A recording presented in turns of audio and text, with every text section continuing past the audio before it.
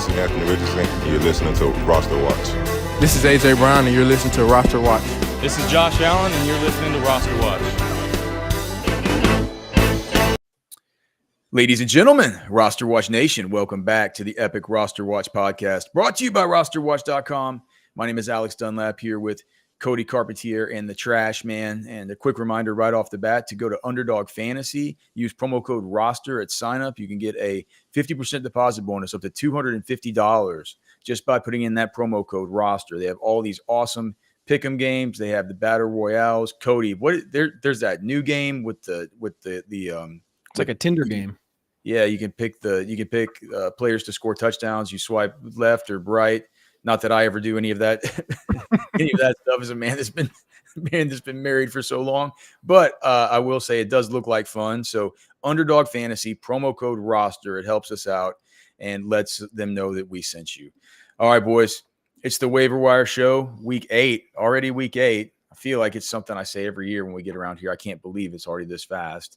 But I think it's a pretty good week on the waiver wire. Not so much at running back, but certainly at wide receiver. Just so much wide receiver news. We have it's like if you were able to withstand all this stuff, including just like Tua getting hurt and wrecking like Tyreek and Waddle, and then it's like all the Rams guys.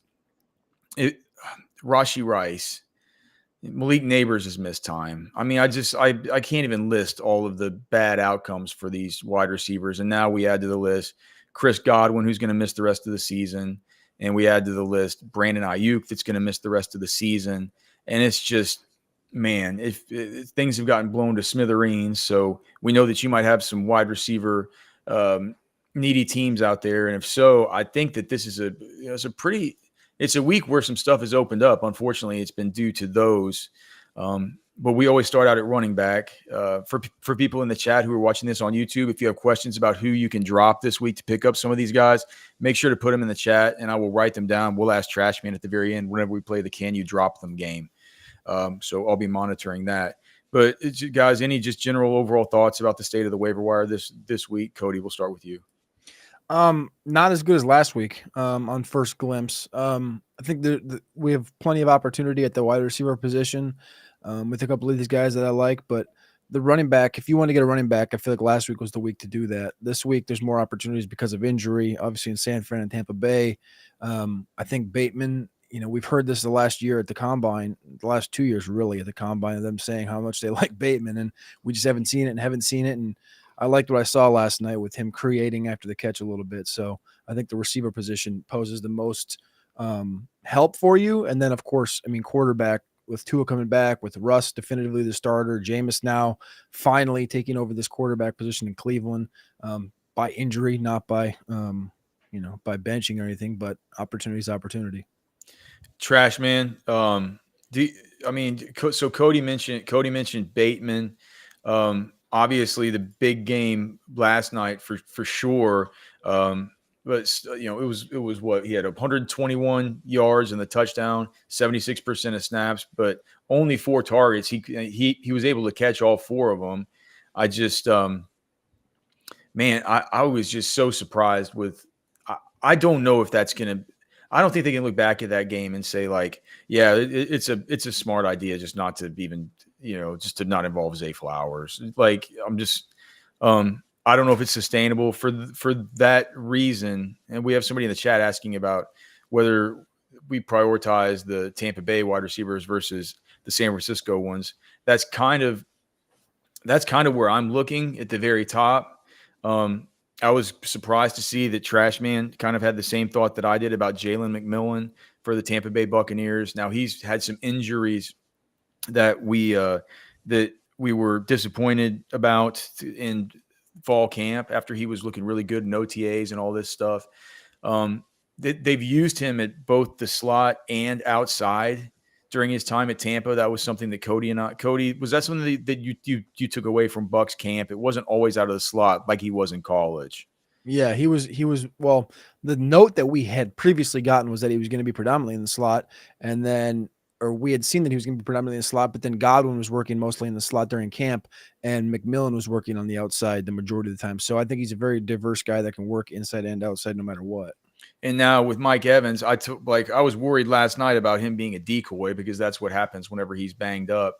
But what turned out that what I should have been worried about was him, the chance for re-injury. And dude, I don't know if you guys saw that particular play in the end zone whenever I've never seen Mike Evans look like he was that tilted with the injury. I think he could be out for a little while. We know that we know that Godwin's out. I mean, McMillan is probably their most exciting young wide receiver, and the fact that he can play in both of those spots, and the fact that he's so good out of the slot. We talked about him coming out very Keenan Allen-ish during his time at Washington, and maybe just a little bit overshadowed because you have Jalen Polk and you have, of course, Rome Odunze there, but he was a major part of that offense, super smooth. And so McMillan for me is the one that I'm most excited about this week as far as going after. I hate the circumstances of it, but for me I have interest there. But the fact is, Trash Man, there's also Romeo Doubs out there still in he's less than 50% owned, and then of course there's the San Francisco guys, Ricky Pearsall and Juwan Jennings. Now that Ayuk is out, we don't know when Christian McCaffrey's coming back. Who knows what's going on with Debo? I guess he's going to probably be fine for this week coming up. Like, how do you parse it all out? Okay. Well, it's a lot, right? I mean, like, what do we tell the people? Oh no, it's just funny. As far as Bateman goes, it's not like this has been a recent development. I mean, he's either scored or gone over 70 yards in 4 of his last 5 games. I mean, it's been developing. He's been doing it quietly, but he's been producing in fantasy. I don't think whether Flowers is involved or not is really that much of a factor. I thought maybe at the beginning that it would have been, but he's proven to have been able to produce regardless of what Flowers is doing in the game. As far as some of those other guys, I mean, Romeo Doubs, he's just going to get a lot of targets. I mean, I think of any of those wide receivers for Green Bay, I think they're wide receivers who have more upside than Doubs on a week-to-week basis. But as far as just the floor, I think maybe Doubs is the best of both worlds. I mean, it's like his weakness is also his strength, and that he's not a player who's a really dynamic player. He's not, not really a quick twitch guy. He's not a guy but that means he's not as susceptible to injury. I mean, he's not probably going to tweak his hamstring like something like Watson or Reed is on any given week, or he's just going to get those targets. They're not going to be necessarily. It hadn't been just like a steady flow of targets. It's been a little bit up and down for Doubs. And I know it's been up and down because he's, through the tantrum and and they sat him for a little bit. But I mean, I think he's been pretty consistent in getting targets with Jordan Love under center. So what do you make about do you think Juwan Jennings is going to miss much more time? And then what does that mean for Pearsall?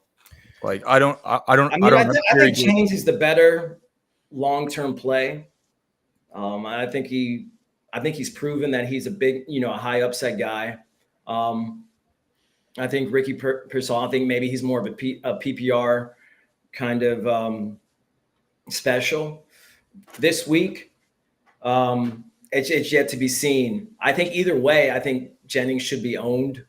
I think it doesn't hurt to get him, even above Pearsall. If he doesn't play this week, it's not that big a deal. I think he's still going to produce for you in season-long leagues. Okay. Cody, do you agree that you would prioritize Juwan Jennings? San Francisco does play. I just made the matchup tool. I think they play Sunday Night Football, and Shanahan's saying that he's hopeful he should be able to go. I think that's Sunday Night Football versus Dallas, which is on the new matchup tool just went up. It's the number 9 matchup of the week upcoming. I think Jennings is probably the smart move because we've seen him do it. He's been in the program the longest. Ricky Pearsall, we saw the flashes aplenty in training camp. I'm not sure I agree with Treshman on the PPR side of things with Pearsall. I think if I was looking for PPR and I wanted to look past Jennings and get value, I think your value comes in like a Cowing or a Ronnie Bell. And I don't want to like go out and get either of these guys right now. I want to see how this thing unfolds, but I think those would be the two guys that I'd be kind of just looking at right now. Cowing had 2 targets on 8 routes. Ronnie Bell had 2 on 14. Ronnie Bell can create after the catch. Jacob Cowing skates similar to Tank. He's not Tank, but his route running is similar to Tank and how he excels and wins downfield. So I think those are 2 guys that I would rather take the discount in this situation than potentially have to pay up and out of my pocket on a Jennings or a Pearsall when I don't know what to think about Jennings quite in him being this alpha in this Ayuk role. And I'm not sure Ricky Pearsall's ready for it. That's kind of just to me, it's a sticky situation. And we also get McCaffrey back in the next couple of weeks anyway. So we have Minion Hunter in the chat asking if we talked about Bateman. We did talk about Bateman, but and then he's talking about the Flowers injury. Whenever I saw that, I didn't think it looked too bad. Was that on like the rush, right? Wasn't it the hip drop? Was it I don't remember if it was a hip drop or not. I didn't watch the full game. But I saw the clip that came on Twitter, and I saw a hip drop tackle with his ankle that rolled up pretty good underneath. Was there a different injury that I missed? No, I don't think so. Like I didn't have the volume on, so I might not have noticed that it was a hip drop. But he didn't seem. I probably should have been paying more attention, but I didn't seem. I was watching the Cardinals game, fading a 2-point potential 2-point loss. In my high dollar league. Did you end up taking it down? Yeah. Nice. Okay. Well, so obviously the thing with Flowers, we'll definitely continue to monitor that. But I mean, Bateman, a priority pickup anyway. But any other we didn't even talk about running back. What if there's one deep league running back stash that you want to pick up this week? I mean, I feel like Madison has the best long-term value potential. I mean, we saw in this last game, it seems like he's usurped Zamir White. I know Zamir White's not completely healthy, but it looks like Madison's probably going to be the guy in an offense that's probably going to have to be more predicated on the run from this point on. So to me, I mean, it's not that deep. I mean, he's on I think in 40-something % of leagues, but I think that's probably going to be, as far as guy you can play now and is going to have value long term. I think Madison's probably the guy. I would say Kendre. Kendre came in and he looks healthy. I mean, he averaged 6 yards per carry. He ran 8 routes, had 3 targets, which is a higher targets per route run than Kamara's had all year. I know Kamara's been running double-digit routes all year, but I'll be interested to see how they continue to work Kendre into this team, and this team is extremely banged up. I think Kamara's been banged up the last few weeks. I think they want to continue to keep him out on the field. So I think Kamara does pose some upside if an injury did happen to Kamara. And he was running back 38 last week. So I think that there's upside to him having a flexible role in the future if they choose to go that direction. So I'd still stay on Kendre. Oh, well, also this week, if JT's not going to play, I think Goodson is a strong play. We're getting to about the time that JT needs to be getting back, man. I mean, right? We hope so. They moved that Colts game to Sunday Night Football next week against the Vikings. I'm sorry. Then I said that San Francisco was Sunday next week. Next week, I said this week is not. This week is not. Next week, they flexed the Colts into Sunday Night Football against the Vikings in Minnesota. So I'm assuming they wouldn't have done that if they didn't expect the superstar of the team to. I don't know, but that's just kind of my thought. Was I think they expect this to be a decent Colts team. You know what, man? Kip C is asking an interesting question, about Troy Franklin, and we need to get him up for sure. I think that if you look at him over the course of the last couple of weeks, I mean, it's like that connection with that connection with Bo Nix from college is starting to kind of rear its head a little bit. So I think that's a good deep kind of call out from Kip C. I think that maybe he should be certainly above guys like, Quentin Johnston that was inactive last night and stuff. Do you know what I mean? Maybe even above Cowing. I think kind of in that. Yeah, I think in that kind of right there in that wheelhouse is where we'll move him up to, as far as just kind of scrubby wide receivers, bottom of the bench guys. I wouldn't put him over Sutton just yet, though. That's. Oh no, I don't think that. Yeah, I mean, the question is, has he passed Sutton as the wide receiver one? And just the fact that we're having that conversation, I don't think he has. I think it's an off game for Sutton. The king of expected fantasy points, Cortland Sutton. Tight end, obviously, Cade Otton. He's been getting good usage anyway. He was getting good usage even coming into last week.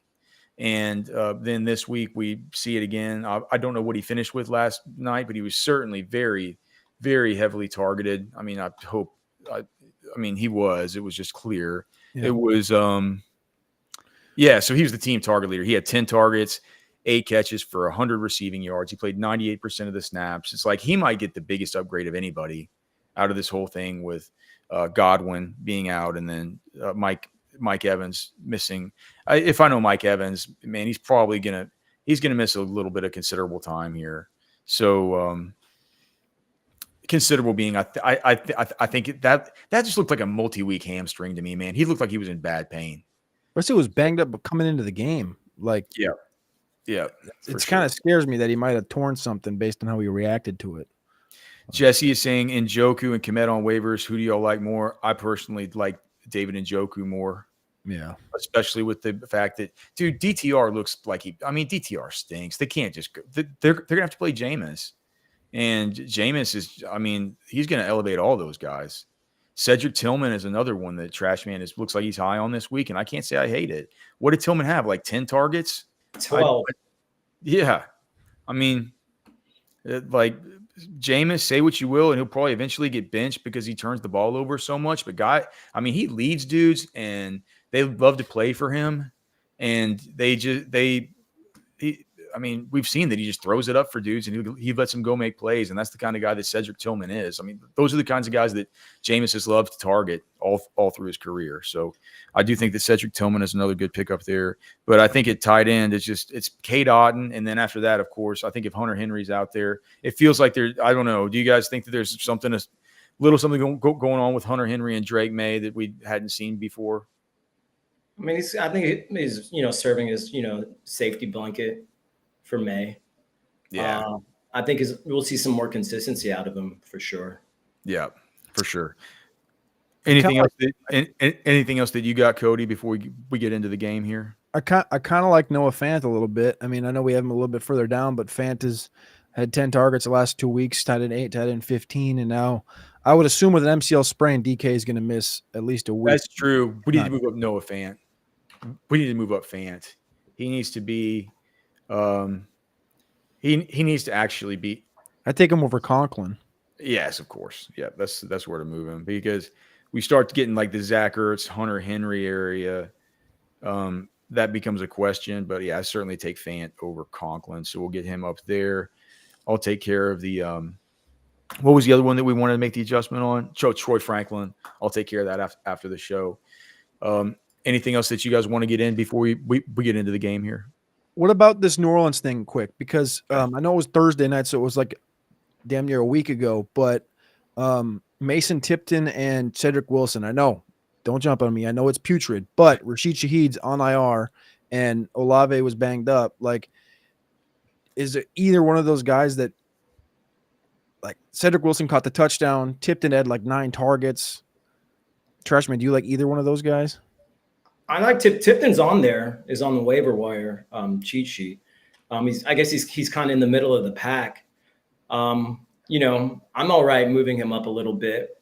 But I don't think we need to move up Mason Tipton, dude. I mean, No, it Olave wasn't about moving him up. It was more about the conversation, so the people in the chat hear you, like, have a thought on these, because it's a wide open spot, and Yeah. Tipton has the speed, he has the downfield ability, and that's kind of why I wanted to ask it, because it took how long for everybody to react to Rashid Shaheed last year, and I'm not saying Tipton's Rashid Shaheed, but they love him, and all we heard was positive stuff through training camp. So I was just, there's deep leagues where people are starting five wide receivers every week, and those guys are starting to get banged up, and there might be an opportunity to play a guy like that. No, he's definitely got the potential. And he got the targets that last game. You could definitely do worse on the waiver wire. Hey, Tyler Sperry and Chad, he keeps on asking about Bateman. We talked about him right at the very top, so you can just rewind it and just hear our thoughts about that. Yeah, and then okay, a couple more names here. All right, Trash Man, you ready to play the game? Yep. Can you drop him? Rashid Shaheed. Well, for one of those guys in the top tier, yeah. Jordan Whittington. Yep. Sean Tucker. Yep. Okay. Cortland Sutton.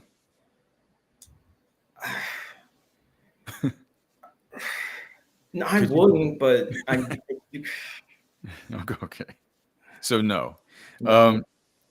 Xavier Leggett. Yeah. Unfortunately, yeah. Look at this note from Cody. Diana Rossini. Multiple teams have inquired about trading for Cooper Kupp. Rams willing to take on salary and seeking a second-round pick. Oh gosh! Don't tell me Kansas City's snooping around Kupp. I missed it. It happened right as we went live.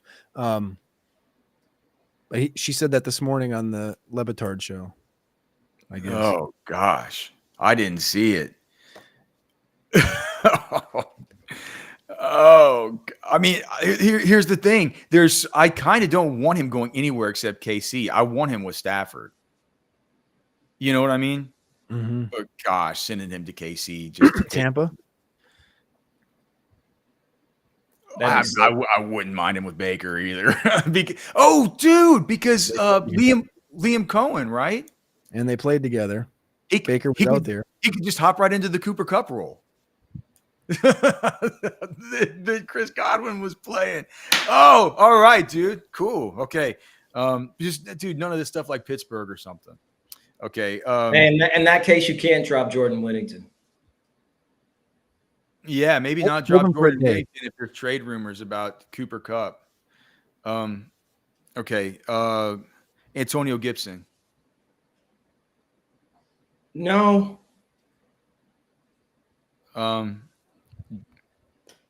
That Hasty situation puts you a little on tilt, though. Devin Singletary. Yeah. Juju Smith-Schuster. No. At least not yet. Christian Kirk. No. Christian Watson. Yeah, I mean, if you want to take a chance on one of these guys who could have consistent potential every week. DeAndre Hopkins. Yeah. Zach Moss. No. And then the final one.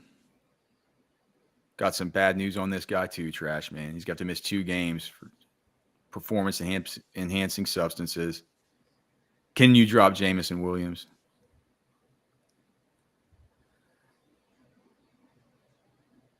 No. This is Anthony Richardson. You're listening to RosterWatch. This is AJ Brown, and you're listening to RosterWatch.